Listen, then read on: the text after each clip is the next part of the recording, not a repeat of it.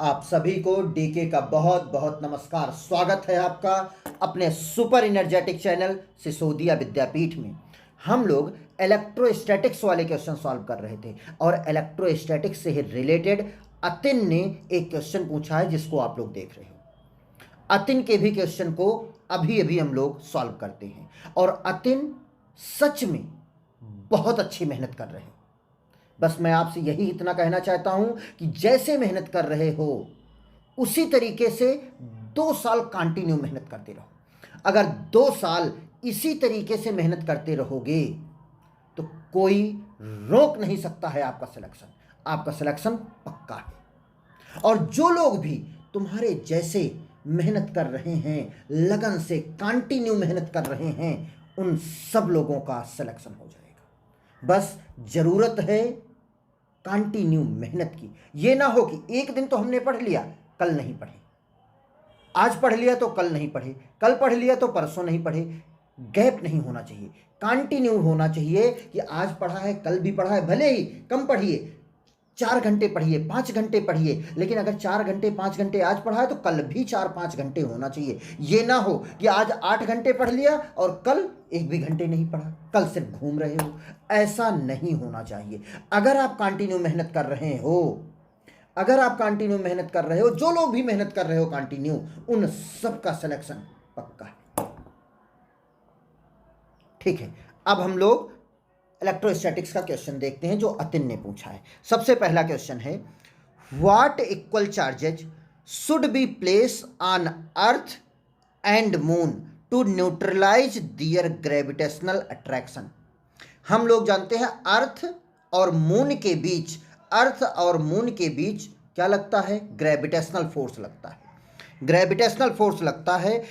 जैसे देखिए, मान लीजिए ये है अर्थ और ये है मून। अर्थ और मून के बीच के डिस्टेंस को हमने मान लिया आर है।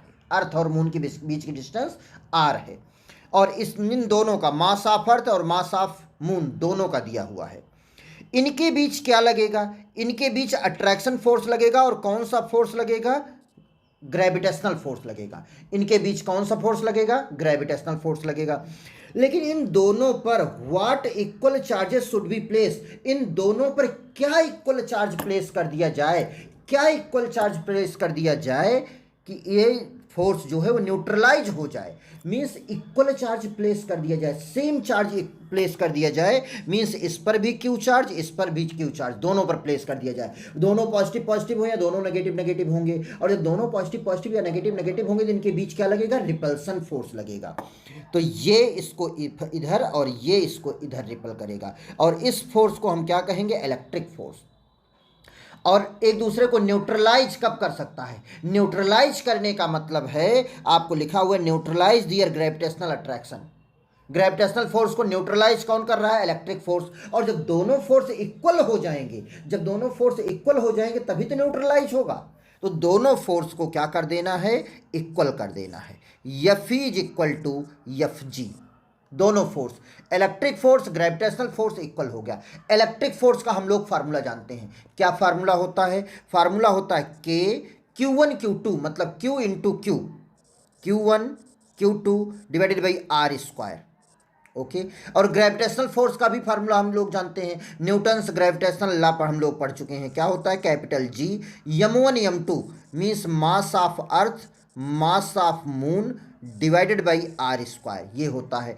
आर स्क्वायर से आर स्क्वायर तो कैंसिल आउट हो गया, के इधर चला जाएगा, बचेगा क्यू इंटू क्यू। हमें क्या निकालना है? हमें चार्ज ही निकालना है। व्हाट इक्वल चार्जेज, हमें चार्ज निकालना है, क्यू निकालना है। क्यू निकालना है तो Q into Q, Q square को हम एक तरफ कर लेते हैं, हम यहाँ लिख दे रहे हैं q square is equal to क्या होगा? इधर बचेगा capital G mass of earth mass of moon और डिवाइड में आ जाएगा के इधर है, के इधर जाएगा तो बटे में हो जाएगा। बस इसी को हमें सॉल्व कर लेना है। जो हमारा आंसर आ जाए हमें क्यू निकाल लेना है।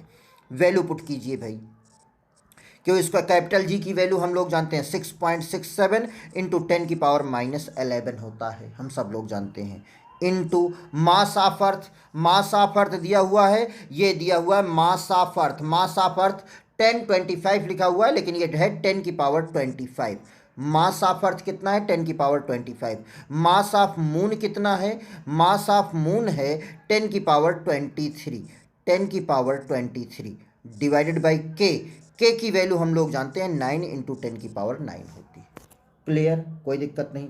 और इस पूरी चीज़ को अगर आप लोग सॉल्व करोगे, क्योंकि कैलकुलेशन माने नहीं रखता है, माने ये रखता है कि कैसे हमारा स्टेप क्या है, कैसे हम सॉल्व कर रहे हैं। और जब इस चीज़ को आप लोग सॉल्व करोगे और उसका अंडर रूट लोगे, क्यू स्क्वायर है, हमें क्यू निकालना, अंडर रूट लोगे, तब आप लोगों का आ जाएगा 8.6 इंटू 10 की power 13 coulomb.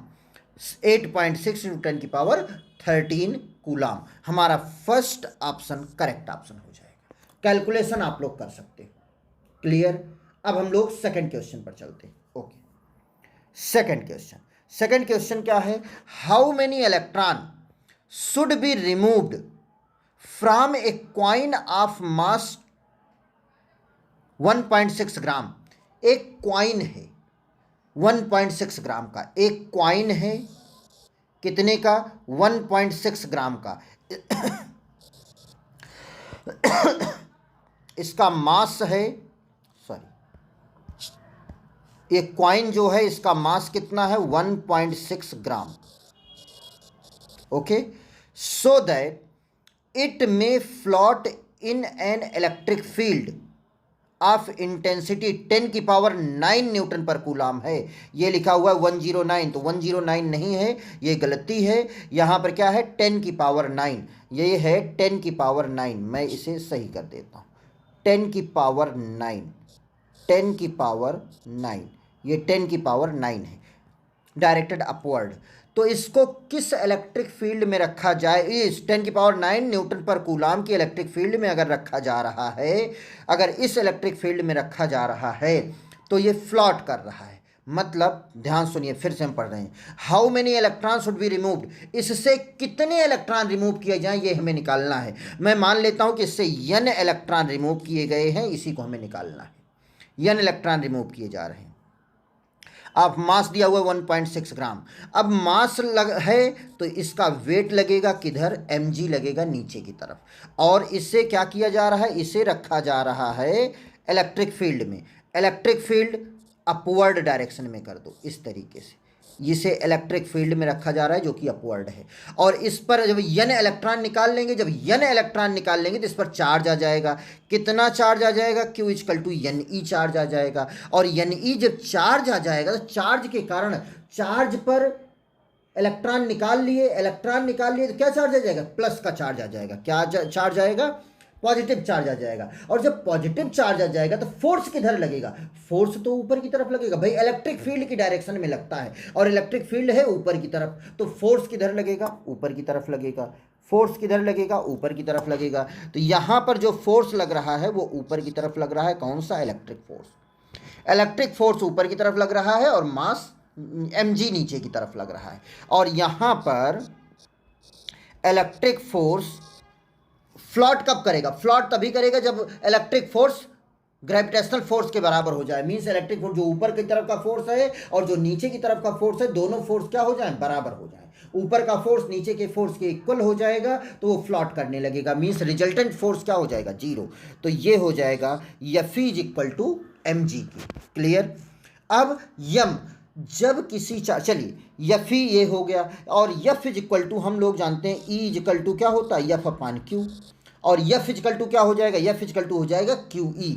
F is equal to क्या हो जाएगा? QE is equal to mg।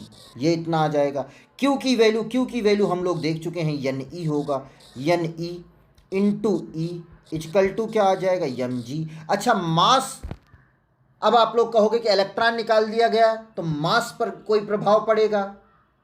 तो इलेक्ट्रॉन निकालने से मास पर प्रभाव तो पड़ेगा, ये तो बात सच है कि प्रभाव तो पड़ेगा, इफेक्ट तो होगा, क्योंकि इलेक्ट्रॉन निकाल लिया गया तो मास कम होना चाहिए। लेकिन वो मास इतना कम होगा कि उसका कोई विशेष इफेक्ट नहीं पड़ेगा। कैसे? आप लोग ध्यान से देखो। मास इसका कितना है? 1.6 ग्राम है। कितना है? 1.6 ग्राम। और इलेक्ट्रॉन निकाल लेने के बाद उसका मास कितना हो जाएगा? पहले मास m था, इलेक्ट्रॉन निकाल लिया गया। अगर एक इलेक्ट्रॉन निकाल लिया जाएगा तो उसका मास, इलेक्ट्रॉन का मास कितना होता है? इलेक्ट्रॉन का मास होता है 9.1 × 10⁻31 किलोग्राम। 9.1 × 10⁻31 किलोग्राम। और 31 में से 3 अगर कम भी कर देंगे तो ये कितना हो जाएगा? 28 हो जाएगा। सॉरी, 31 होता है, 28 हो जाएगा। मैं इसको रिमूव कर देता हूँ। हाँ, 10⁻28 इतना ग्राम हो जाएगा। ठीक है, इतना ग्राम हो जाएगा एक का। और यन निकालेंगे तो इसको यन से मल्टीप्लाई कर देंगे। और यम की वैल्यू क्या है? यम की वैल्यू हम लोग जानते हैं कि जो मास है वो 1.6 हो जाएगा। भाई सिंपल सा, बस यही इतना 1.6 ग्राम है, 1.6 ग्राम है। इसमें से 9 × 10⁻28, यहां देखो 1.6 है और यहां 10⁻28 है। तो ये 10⁻28 बहुत कम है, बहुत कम है। मीन्स इसको हम क्या कर सकते हैं? नेग्लेक्ट कर सकते हैं, नेग्लेक्ट कर देंगे। और जब इसको नेग्लेक्ट कर देंगे तो हमारा मास क्या बचेगा? 1.6 ही बचेगा। क्लियर? भाई मास पर कोई प्रभाव क्यों नहीं पड़ेगा? क्योंकि इलेक्ट्रॉन निकालने के बाद इलेक्ट्रॉन का मास वही रहेगा। क्यों वही रहेगा? क्योंकि इलेक्ट्रॉन का मास बहुत कम होता है। क्लियर?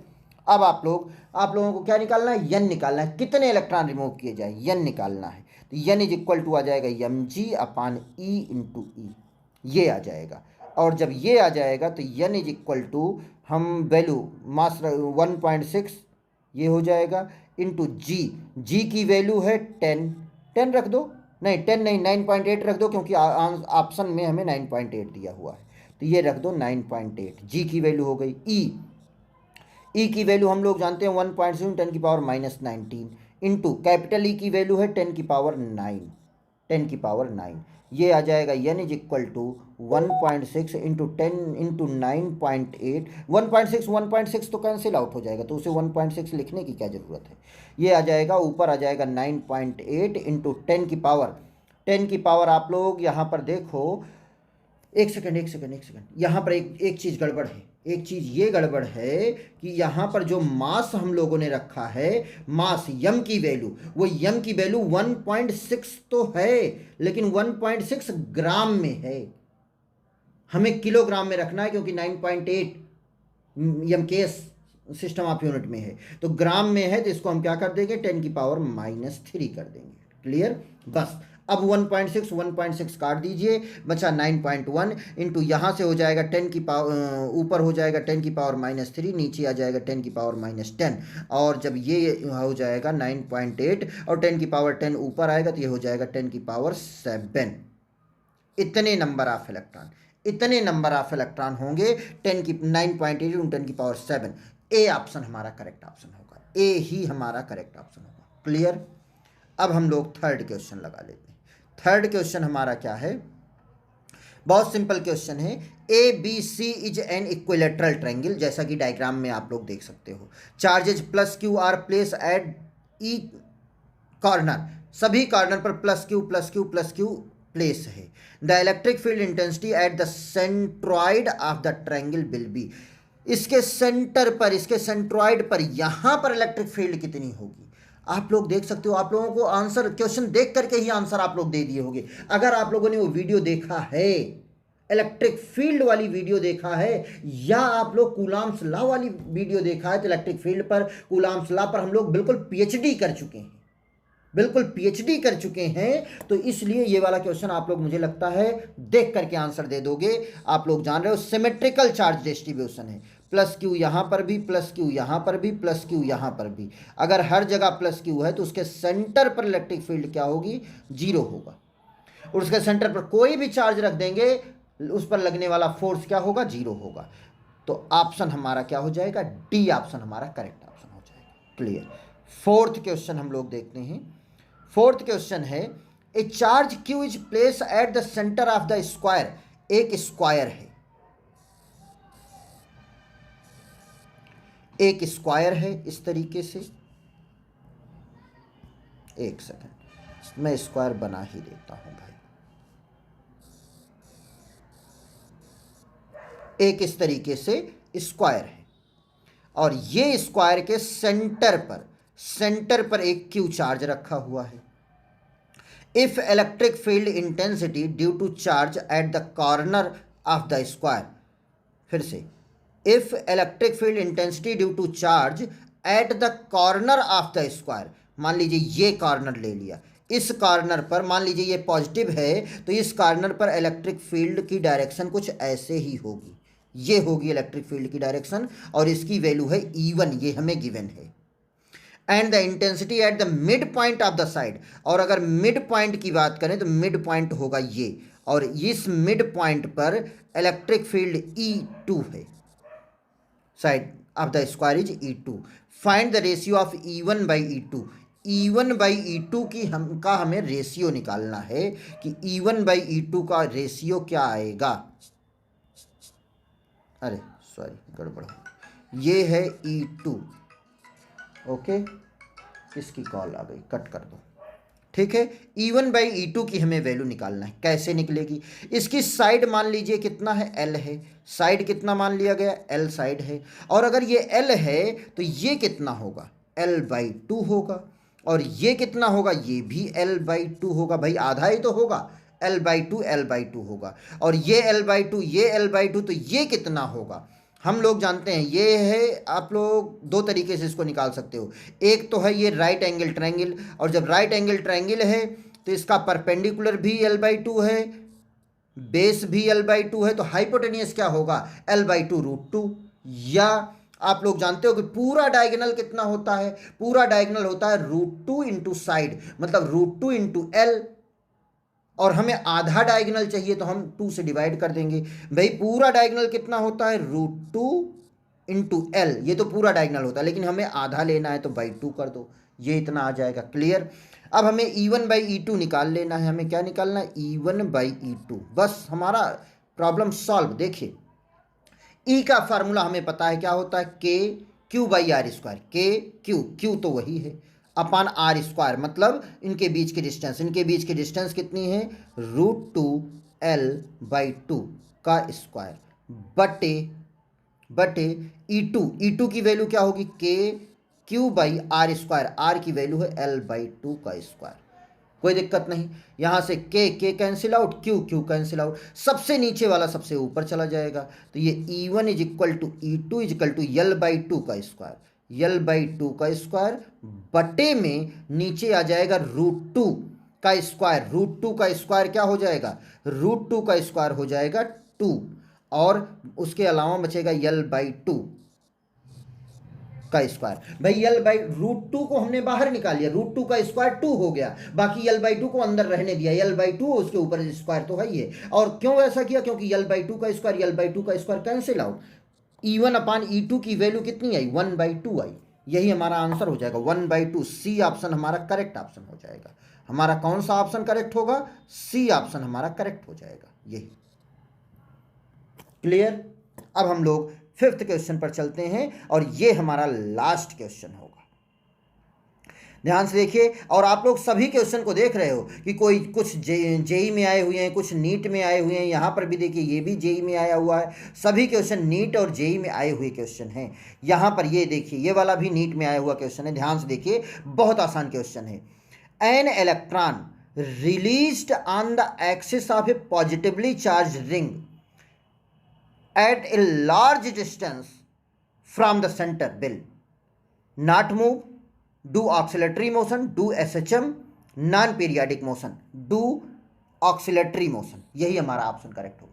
फिर से ध्यान से देख लीजिए, मैं इसको एक बार समझा देता हूं आप लोगों को। क्या लिखा हुआ, an electron released on the axis of A positively charge ring, एक रिंग है जो कि पॉजिटिवली चार्ज रिंग है। ये रिंग कैसी है, पॉजिटिवली चार्ज रिंग है, ये पॉजिटिवली चार्ज रिंग है, ठीक है, ये पॉजिटिवली चार्ज रिंग है, और इस पॉजिटिवली चार्ज रिंग के सेंटर से लार्ज डिस्टेंस पर अगर कोई नेगेटिव चार्ज रख दिया जाए तो ये positively charge ring negative charge को अट्रैक्ट करेगी, बिल्कुल अट्रैक्ट करेगी, तो ये नेगेटिव चार्ज आएगा, यहां तक आने पे इतनी वेलोसिटी अचीव कर चुका होगा कि इधर निकल जाएगा, और फिर जब इधर चला जाएगा तो ये पॉजिटिव चार्ज फिर से अट्रैक्ट होगा, फिर से अट्रैक्ट होगा, और जब फिर से अट्रैक्ट होगा यहां पर आएगा, इतनी वेलोसिटी अचीव कर चुका होगा कि इधर निकल जाएगा। तो इस रिंग के सेंटर से होते हुए लगातार इस तरीके से मोशन करता रहेगा। लेकिन मैंने आप लोगों को पढ़ाया है एसएचएम। अगर आप लोगों ने उसे नहीं देखा तो उसका लिंक मैं नीचे डिस्क्रिप्शन में दे रहा हूं। उस एसएचएम वाले वीडियो में आप लोग देखोगे तो मैंने कराया है एसएचएम सिंपल हार्मोनिक मोशन तभी होता है जब यक्स डिस्प्लेसमेंट बहुत स्मॉल हो। क्या हो? डिस्प्लेसमेंट बहुत स्मॉल हो। यहां पर कह रहा है कि large distance from the centre, centre से लार्ज डिस्टेंस पर है। और जब अगर स्मॉल डिस्टेंस पर होता तब तो ये एसएचएम करता, लेकिन लार्ज डिस्टेंस पर है इसलिए ये एसएचएम नहीं करेगा। ये कौन सा मोशन होगा? ये ऑक्सिलेटरी मोशन होगा, डू ऑक्सिलेटरी मोशन। ये ऑक्सिलेटरी मोशन होगा। हमारा ऑप्शन कौन सा सही होगा? बी ऑप्शन हमारा करेक्ट होगा। और एसएचएम अगर आप लोगों ने नहीं देखा है तो एसएचएम का लिंक मैं नीचे डिस्क्रिप्शन में दिया हुआ है, वहां से आप लोग जाकर के देख सकते हो। और आप लोगों को एसएचएम के साथ साथ एसएचएम वाली कंडीशन सेटिस्फाई करने के साथ साथ मैंने वहां पर आप लोगों को टाइम पीरियड भी निकाल करके दिखाया है, और उससे रिलेटेड बहुत सारे क्वेश्चन हमने किया है। आप लोग उसको जाकर के देखिए, वहां से आप लोगों को बहुत अच्छे तरीके से बहुत कुछ सीखने को मिलेगा। यह समझिए उस कॉन्सेप्ट से रिलेटेड एक क्वेश्चन नीट या आईआईटी में जरूर आता है। ओके, तो इसी तरीके से आप लोग पढ़ते रहिए, आगे बढ़ते रहिए। Thank you so much, all the very best.